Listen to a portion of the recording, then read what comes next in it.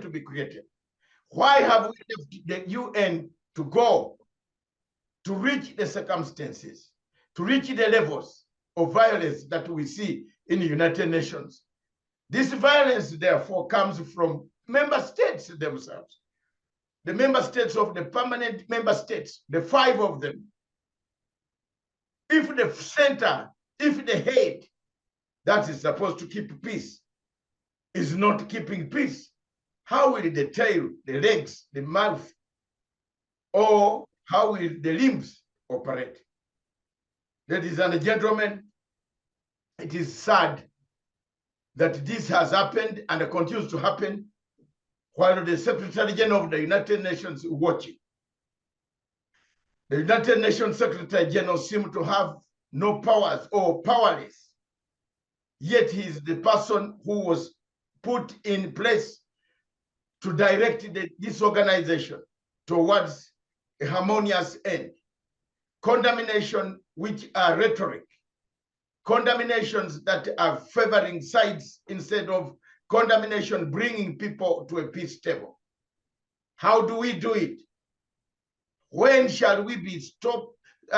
When shall we stop hearing the killings, the slaughter, the assassination that are taking place? Cold blood going down. Either side in the Middle East, Israel, people enter Israel, kill people. Hezbollah, Hamas versus Israel. Countries that know that these states, that know that these terrorists do live in their countries, enjoy the monopoly of economic monopoly in the world. We see the war in Sudan. I'll speak on behalf of the African continent. That's why I'm here, to see whether I can pressurize the entry of my team into Sudan. I would like to see General Burhan. I would like to meet General Daglo. I would like to meet them personally if the people, the leaders have failed to meet them. If the UN has failed to meet them, at least somebody like me, I would like to meet and see whether we can float a peace process that can bring about peace. As a peacemaker, I might be a lone ranger. People might think I'm mad when I talk about international peace, but this is coming to our doorsteps. Demonstrations are coming to our countries because the cost of living is high. You look at the demonstrations across Africa now, those preparing them in their preparation points, they have prepared cost of living. Why is the cost of living high? Because the cost of fuel and oil and other things, the prices have gone high, or there is scarcity of some of these goods. There is quite a lot of difficulties that Africa is going to face as a result of the insecure situation that is in the Suez Canal in the Middle East, which affects the Red Sea. We have already had a hit on Somalia, which is one of the states that has had the longest war. We already have a hit in Central African Republic, which has got the longest war since Emperor Bokassa died. We have had hit, and I want to commend the efforts of informal people like us who have been in touch with some of these people to help people in Angola to resolve and to get a peace process going through. Those type of contacts must be used by the United Nations to find out people who can reach these rebels, who can reach these men, who can reach them and ask them, what do you really want? The peace that we want must be safeguarded by Articles 39 and 40 of the United Nations Charter, Chapter 7 of the United Nations.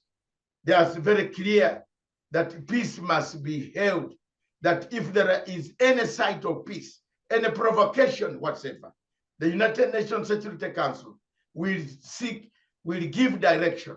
But the United Nations Security Council, ladies and gentlemen, itself is disunited. So where do we get the peace? 3 countries versus 2, the East versus the West. The Ukrainian war has divided as many people in the world.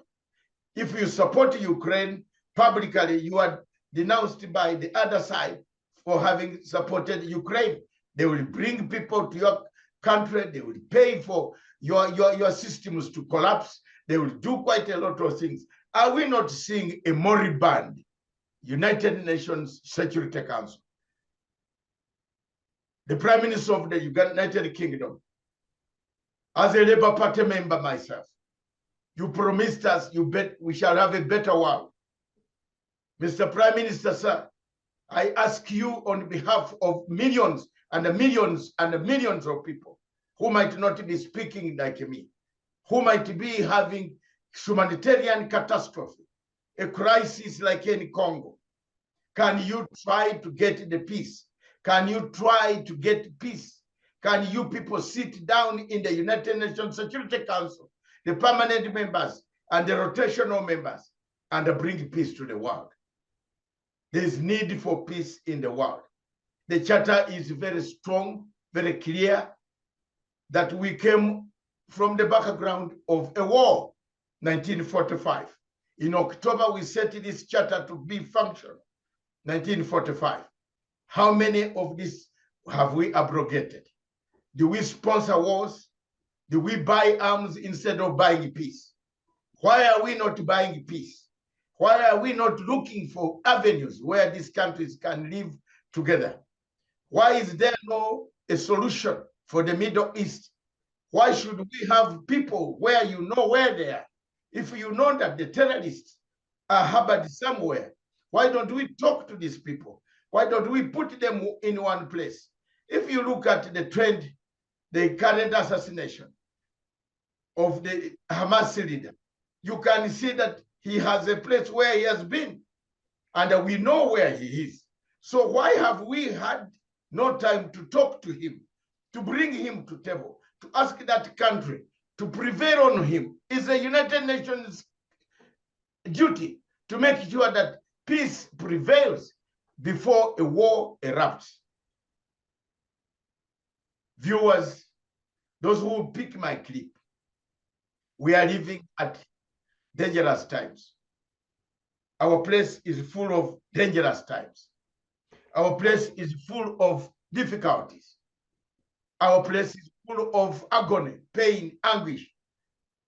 Children not going to school, not feeding. Hunger is striking everywhere. The cost of living is going high in every country. Demonstrations are taking place in almost every country in Europe, in Africa.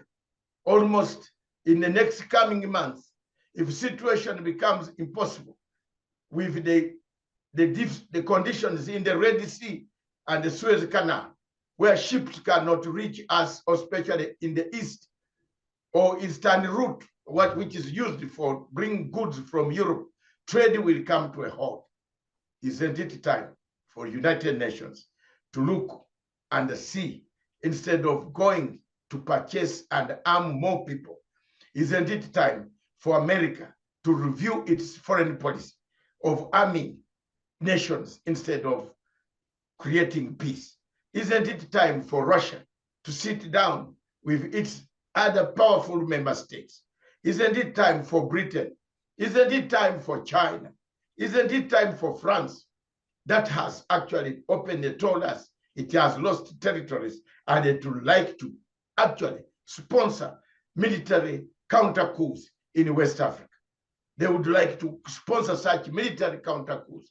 Where does it gain these nations that have already developed? Isn't it time for Africa to think, to reflect right now from Addis Ababa as we go for our elections? Isn't it time for us in Africa to think of a seat, a permanent seat on the United Nations Security Council?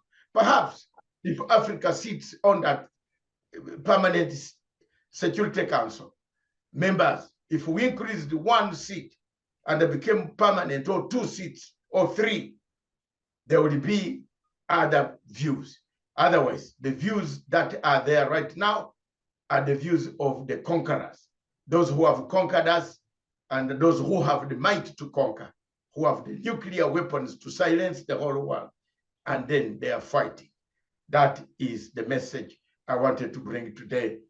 Good afternoon, right from Addis Ababa, Ethiopia. Thank you very much. I have for the first time seen the scourge of war, what war has done to this country, and I hope war will not return to this country. I thank the Prime Minister of this country of Ethiopia for the good war efforts that you have tried to bring about. Thank you very much. God bless you all. This is Africa World Media Investigative Piece on investigative journalism, which we bring. And as we wait for other reports, goodbye.